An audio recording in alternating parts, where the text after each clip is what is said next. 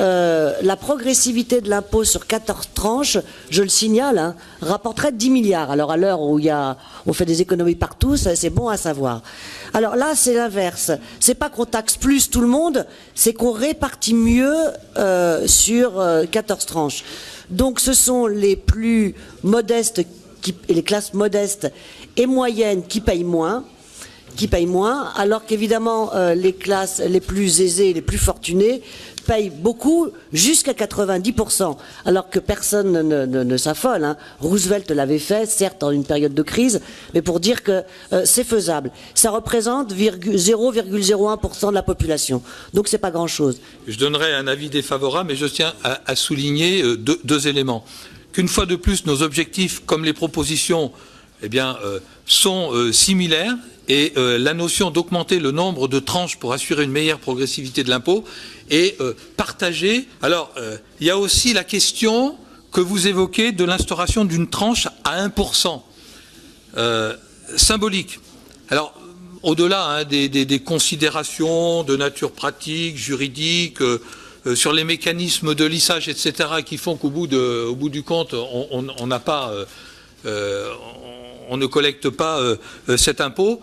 Moi, j'étais totalement opposé à au fait de faire contribuer tout le monde sur le prétexte que la moitié ne paierait pas d'impôt, ce qui est totalement faux, puisque proportionnellement, les petits revenus, par le biais de la TVA et par le biais de la CSG, paient proportionnellement plus d'impôts que les gros revenus. Donc, moi, je ne suis pas opposé à ça, si ça peut permettre de faire évoluer les esprits par rapport au consentement à l'impôt. Merci. Mais il faut des compensations. Merci, et dans mon projet de loi, il n'y avait pas de compensation. Voilà. Deuxièmement, sur les couches les plus élevées, avoir un taux marginal de 90%, c'est anticonstitutionnel, puisque ça veut dire qu'avec la CSG sur les revenus du travail, vous êtes donc à 99,2% de prélèvement marginal, c'est-à-dire totalement confiscatoire. Je ne parle pas des revenus du patrimoine où on est à 107. Donc c'est un amendement d'expropriation et qui limite tous les revenus à maximum 400 000. C'est ça ce que ça veut dire. Principe. Bon, donc tout le monde va se sauver. Bon, donc c'est l'Union soviétique. Non, Roosevelt, c'est pas l'Union soviétique. Hein, donc ça a déjà été fait par le passé dans des politiques redistributives où on estimait à un moment donné que ceux qui gagnaient des sommes astronomiques, parce qu'encore une fois, on utilise des fois des chiffres, enfin 400 000 euros, je vous ferai juste remarquer que c'est à peu près 35 000 euros par mois. Donc on est sur des niveaux et des hauteurs qui sont évidemment importantes, surtout que les mêmes personnes souvent gagnent par ailleurs de l'argent en termes de patrimoine. Mais ce que je voulais dire, c'est que cet amendement, on sait qu'il ne va pas passer. Bon, on a compris qu'on n'avait pas de majorité pour le passer.